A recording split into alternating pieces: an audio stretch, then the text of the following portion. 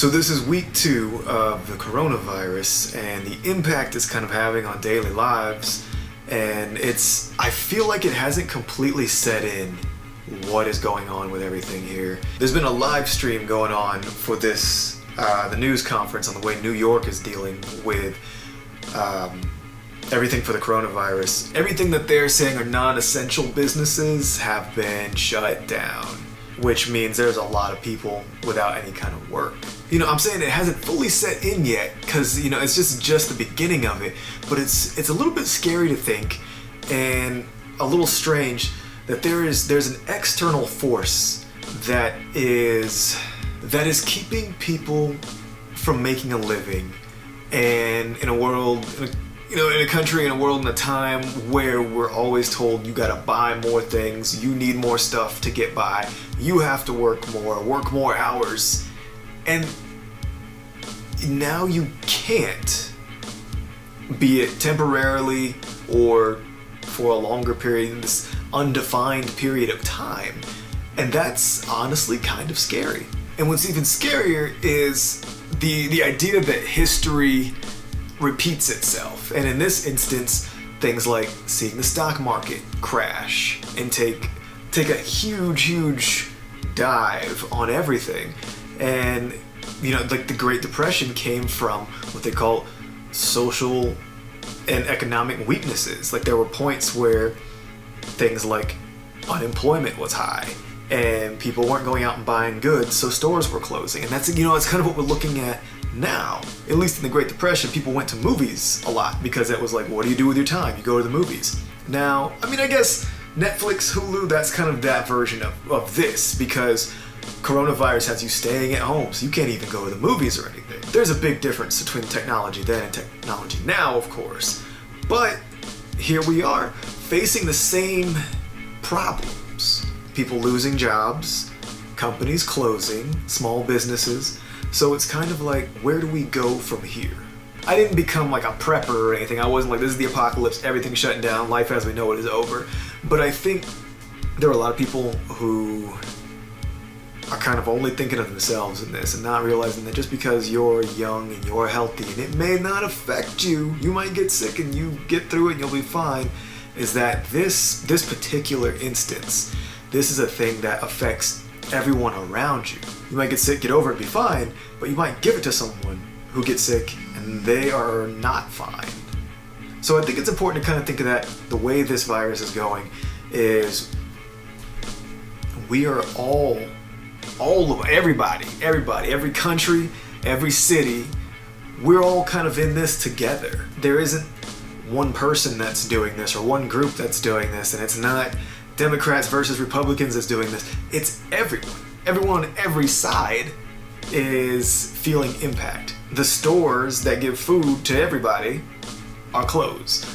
Everyone, despite whatever their social standing, their religion, their political standing and everything, they still don't have jobs. It's everyone. So in a way, I also kind of take solace in that fact, because when it's everyone's problem, that means everyone's working to find a solution, and no one's really sitting back and being like, well, let's just see what happens. It's like, no, this is affecting every single person so everyone is looking for a solution to solve it for everybody. It seems there's a lot of positive media around the fact that people are actively working on finding a vaccine for this.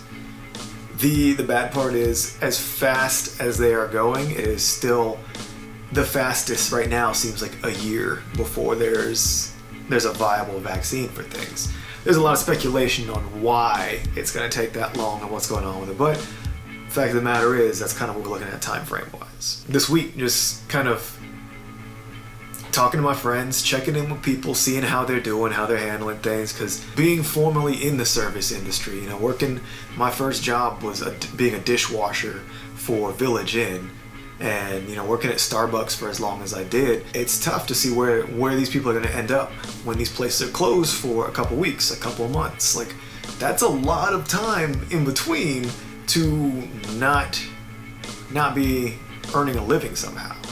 So another thing that's been popping up, especially here in Austin, live music capital of the world, is how to how you can help support your friends that are artists and musicians. There's a ton of us here in Austin, small business owners. And I mean, if you're in a band and you're not doing it as a hobby, you got stuff on Spotify, Pandora, like it's a business. You have a small business that you're running. There are grants and funds and things that are coming up now, putting together funding to help people who are actively gigging or something in their music career they're actively doing that got taken away. For example, South by Southwest cancellations, and now everything on 6th Street being canceled. 6th Street has turned into a ghost town, minus the homeless that are still around there, and that's a whole nother issue. Today, I went out for a little bit and completely still respecting the social distancing and keeping that distance, making sure you're not contaminating people aren't contaminating you, completely respecting that.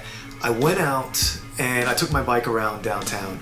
And I filmed a little bit of it because I wanted to see what was going on here with the impact of all these places, like the Chug and Monkey where I used to play, like going down to like the Bat Bar and Dirty Dog and Dizzy Rooster and all these places that there was no day of the week they were not packed with people, and now they're all boarded up, and there are signs everywhere that say, COVID-19, because of coronavirus, we are closed till further notice. It's all closed up, it's all gone. All right, so we're gonna go take a look and explore the downtown Austin and just see, still keeping our distance, but I'm curious because I've been seeing these photos floating around of just the abandoned Congress and 6th Street. Let's check it out.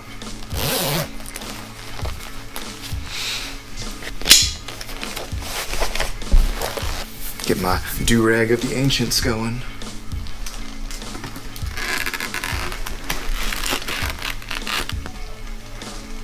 Gotta get ready for that cold weather. Well, coldish. It's like 50. I had to go out to kind of see this impact for myself. And also not to make anybody paranoid. Please don't get paranoid on this, because that's an easy thing to catch really quick. But the way everyone's looking at everything, there's a possibility that if this keeps going the way it is and getting worse, that the cities will start putting people in quarantine and giving them curfew. It's no longer a suggestion. Just in the live news stream today that was going on before the presidential report and everything, there was a quote where they said, this was from the mayor of New York, who said that they're telling everyone, they're urging people, stay inside unless you have to go out for something. And the governor was seeing people out in parks and everything, everyone's out jogging or taking their friends out, and this was frustrating the governor because they said they want everyone to stay in, don't go out, don't do it. One of the lines that came from this was, people are going to start falling in line, or we're going to help them start falling in line. And to me, that sounds like, okay, they said no decisions have been made yet about enforcing curfews or telling people they can't leave their homes. But just the fact that it's even a thing that's considered might be the last time you get to see downtown for a little while. I'm not suggesting that you run out and go check out the city and explore or anything right now. If you're inside, you're healthy, stay there.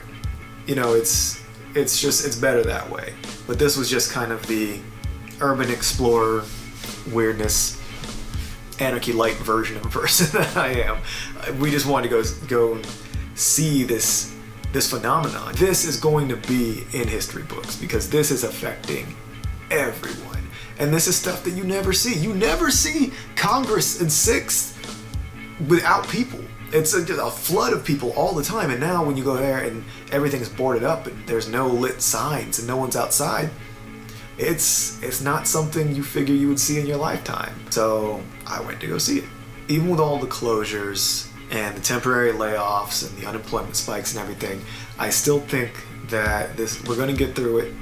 And having your friends, having somebody you can lean on, y'all know. Anybody watching this, most likely people watching this are people I know personally.